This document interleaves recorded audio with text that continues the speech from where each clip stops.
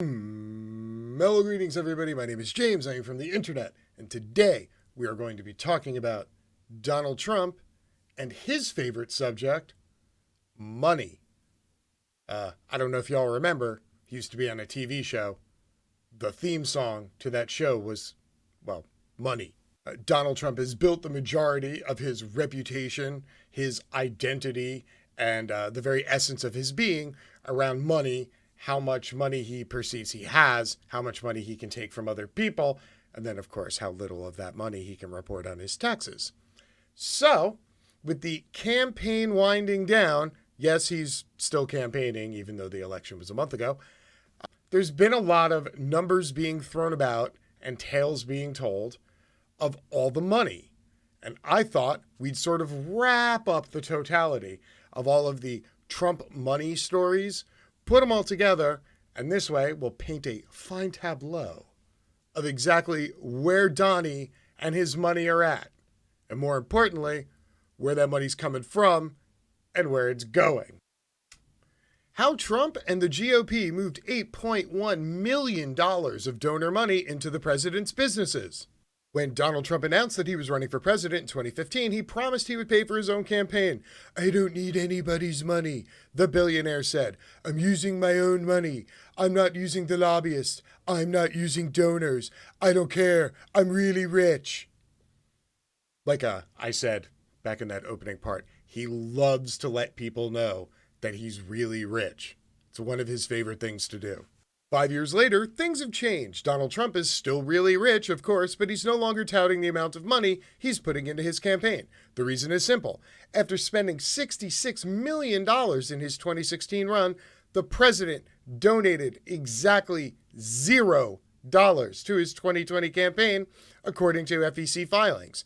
Trump managed to extract millions of dollars from his own re-election effort by having his private companies charge the campaign for things like rent, food, and even IT help. In this way, the president has shifted $2.4 million from his political supporters to his private businesses. Now, where I come from, we call that money laundering. But I'm sure for Trump and his supporters, that's just called good old capitalism. And why shouldn't Trump be able to take some of that money anyway? The people are giving it to him. Even though they're not, they're donating it to his campaign. That's just the start of the story. The RNC has pushed another $2.6 million to Trump's private businesses since the day he took office. Then there are two joint fundraising committees which raise money on behalf of both the campaign and the RNC. Those groups, named Trump Victory and the Trump Make America Great Again Committee, have steered an additional $3.1 million into the president's companies. Add it all up, and the Trump campaign, the RNC, and their joint fundraising committees have moved just over $8 million of donor money into Trump's coffers, according to the analysis. You know, why should people pull themselves up by their bootstraps when they can pull themselves up by your bootstraps? Remember when Donald Trump said he wasn't a politician? You remember that? That's why people voted for him? Leeching tons of money from your supporters is the most politician thing Trump could have done. So good to know that after 4 years in the White House, he has just figured out how to be a functioning politician in time to take money with him as he bolts out the door. So now that we know that Donald Trump is just siphoning all that money away, let's take a look at some of the bills he might actually pay with that money.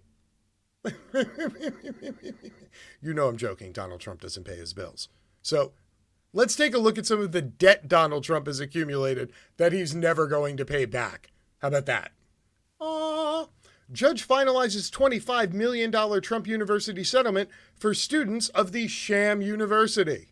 A federal judge finalized a $25 million settlement between President Trump and students of his now-shuttered Trump University on Monday, with New York's Attorney General claiming, quote, victims of Donald Trump's fraudulent university will finally receive the relief they deserve. The order from U.S. District Court Judge Gonzalo Curiel, the same Indian-born judge that Trump called biased because of his, quote, Mexican heritage, comes a year after he first approved the settlement. It marks the end of two class action lawsuits and a civil lawsuit from New York accusing Trump of swindling thousands of Americans out of millions of dollars through Trump University. This settlement marked a stunning reversal by President Trump, who for years refused to compensate the victims of his sham university. Indeed, Trump claimed as a candidate that he never settled lawsuits and would not do so in the case of Trump University. "That's why I won't settle," Trump told MSNBC in 2016, "because it's an easy case to win in court. How do you settle a case like that?" Well, it's pretty easy. See, you rip people off, then people bring evidence of the fact that you ripped them off, and then a judge rules that you did indeed rip them off. That's kind of how that's supposed to work. See, this is how Trump has been running for most of his adult life. He's had Roy Cohn working for him. Roy Cohn was a famous mob lawyer, straight up mobbed up lawyer, the kind of lawyer that made witnesses disappear, the kind of lawyer that leaned on people and shit happened. And every time Trump got sued, whether it was by contractors that he didn't pay or real estate deals that he purposely tanked, or just general bills on money he owed, he would just call up Roy Cohn, and Roy Cohn would go lean on somebody, and cases would mysteriously go away, or plaintiffs would lose, or, God forbid Trump actually lost one, he would then hang it up in a decade worth of appeals using his dad's money, just drowning people in debt until it got to the point where it was never worth it to bother suing Trump again. And of course, in Trump's weird Adderall-addled brain, he believes that means that he's untouchable. "Look at me. I'm tremendous. I'm a legal mastermind. No one can sue me." And meanwhile, that shit just happened because Roy Cohn was out breaking people's arms. Now, Trump no longer has Roy Cohn, and all of a sudden he's losing lawsuits. I think he's a bit confused. Also, his lawyer is now Rudy Giuliani, and I would say that's a very big step down. All right, so we'll see if he ends up paying that one. Now, here's some more debt. Ding! Trump's set to leave office with at least $850,000 of unpaid campaign rally bills. Yeah, you know how Trump loves to run around and go, "I love the police. The police are tremendous. They're amazing. Back the blue. You know, you guys, if you got to rough some people up when you're getting them into the car, you know, hey, I love the police." In fact, Trump loves the police so much that every time he has a rally and cities have to turn out hundreds of extra police to work overtime, Trump then doesn't pay the bill so that the cities go further into debt and then have to go into negotiations with police unions to reduce the amount of their benefits or pension because cities and counties are constantly going broke while Donald Trump is ringing up his credit card on their tab. Once again, peak Trump. With just weeks until his presidency ends, several cities across the U.S. are still owed payments from Donald Trump's campaign for rallies he held, totaling hundreds of thousands of dollars. The Texas city of El Paso said this week they will be hiring outside legal counsel as part of their fight to obtain more than $500,000 from Trump's team to cover the security and other costs from a rally he held in February 2019. Damn, $500,000. Wow, the Trump campaign is actually living from your next paycheck to your next paycheck. That is next level right there. Damn. The outstanding debt includes almost $500,000 in additional services provided by the local police and fire departments, as well as an additional $99,000 in late fees. Last year, the Center for Public Integrity included El Paso among a list of 10 cities still waiting for payment from the Trump campaign for rallies as far back as 2016. So now we know that he's got money coming in, he's got debt going out. What's he going to do with his last few months in office? And more importantly, what's he going to do after he leaves office? Well, turns out I got a little something for you on that too. Trump raised over $200 million after Election Day. Just $8.8 million has gone towards challenging the vote. President Donald Trump has raised $207.5 million since Election Day while seeking to, quote, overturn the results, according to a new report, while actually spending just a small fraction of that on efforts to challenge the vote count in key states. The president broke somewhat of an unusual record in the days since his electoral defeat, failing to concede to President-elect Joe Biden, despite his own Justice Department and his Department of Homeland Security discrediting his allegations of widespread voter fraud. We have mentioned it before. I will recap it real quick. Donald Trump will never concede. He will not say the words, "I quit." He doesn't have the word concede in his vocabulary, and his narcissistic personality wouldn't allow him to do it, even if he did have the word in his vocabulary. Also, by not conceding, he then gets to play president in exile for the next 4 years over at OANN or Newsmax or Fox News or Trump TV or wherever the fuck he wants, because he's going to be a ratings juggernaut for the 25% of the country that is fully insane. He raised the staggering sum of money from his supporters as he promised a slew of legal battles in states he lost to Biden, who won the White House with more than 80 million votes. But according to WAPO, his campaign has spent only $8.8 million on the resulting legal efforts, as well as a recount in Wisconsin, which ended up providing Biden with more votes. Well played there.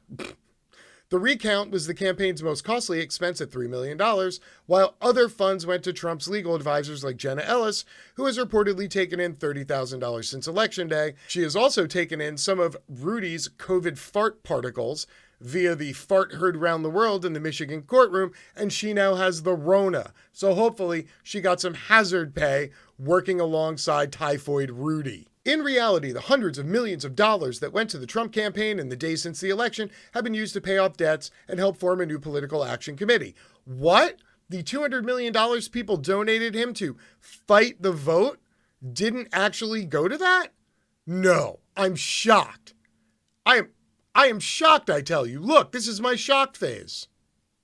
Donations have poured into the Trump campaign while the president continued promoting misinformation, debunked conspiracy theories, and outright lies surrounding the 2020 election.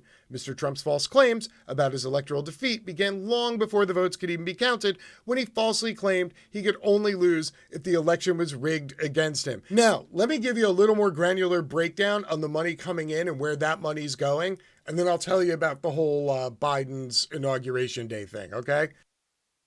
Trump's Save America PAC is raking in donations. What can that money be spent on? As the president's election challenges continue with lawsuits and recounts in battleground states, without a change in the voting results in any state so far, his campaign website is begging supporters to give to his election defense fund with a meaningless pitch. Please contribute any amount in the next hour and you can increase your impact by 1,000%. It had earlier claimed all gifts 1,000% matched, but that language has been removed. Yeah, because nobody's matching 1,000% of the donations. They just write words. Just go, people will read it and give us money. And I mean, again, he knows his target demo because they've given him like $208 million so far. President Trump needs you to step up to make sure we have the resources to protect the integrity of the election. You know, the one that we've spent $8 million fighting while we're sitting on the other $200 million you gave us. Yeah! Despite the rhetoric on the website and remarks about supporting the rightful legal outcome of the election, the fine print on the website states that the vast majority of donations are not going towards funding Mr. Trump's litigation to overturn the election, but rather to his new leadership PAC, Save America. Here's the way small donations are allocated according to the campaign website, quote, 75% of each contribution, first to Save America, up to $5,000, then to Donald Trump's recount account, up to a maximum of $2,800. Damn, that's a good grift. Then the RNC's operating account gets the other 25% of each contribution, up to $35,000. Any additional funds would be used by the RNC's legal proceedings account or headquarters account, up to a maximum of $213,000. And the portion designated for Save America coffers has increased since the leadership PAC was established on November 9th. The campaign website originally said 60% of donations would go to Save America, then hiked it to 75%. Because why take a piece of the grift when you can take most of the grift? It's not like his, followers are going to complain, other than the one dude who donated $2.5 million and is now suing him to get the money back because they didn't actually use it to fight campaign fraud. But pish posh, doesn't matter. Save America funds can be used for the president's post-White House political operation, quote, to keep former campaign staff on the payroll, to fund Trump's travel and expenses when he's campaigning for other candidates, and to help finance rallies and events as long as the rallies and events are pitched as supporting other candidates or political issues rather than as Trump 2024 events. And yes, while this is a great short-term grift, going from election day until inauguration day, the grift becomes a lot better when you realize that, yes, Donald Trump is talking about announcing a 2024 run And to do it, he wants to hold an event on Inauguration Day because that is the kind of petulant, petty man baby that he is. Trump's wild Inauguration Day exit. President Trump is considering a made-for-TV grand finale, a White House departure on Marine One, and a final Air Force One flight to Florida for a political rally opposite Joe Biden's inauguration. Immediately announcing he is running for re-election in 2024 would set up 4 years of Trump playing Biden's critic-in-chief. Flying off from the South Lawn before landing in Florida would let Trump escape protests, the normal pleasantries of welcoming incoming president to the White House, and sitting there when Biden takes the oath of office. Again, Trump is not going to sit around on a split screen pouting, looking at Biden being a loser, because that's not what Trump does. Trump tries to carefully manage his image, and his image is one that he has concocted in his head of what he thinks people believe is a tough guy. And a tough guy isn't going to sit there and take losing easy. Hell no. He's going to go take his last free flight, go back down to Cootie Central in Florida, fill up a hangar full of sycophants one more time. Get the band back together so they can all chant "Lock her up" and build the wall. You know, they love grooving to the oldies down in Florida. And then Trump is going to announce his re-election, and he can spend the next 4 years leeching $1 million a month off of all these idiotic muggles who don't have a pot to piss in or a window to throw it out of in the first place. Why? Because he can. Welcome to the Grift, everybody. It just turned into a long con. My name's James. I'm from the internet, and I'm out. Peace.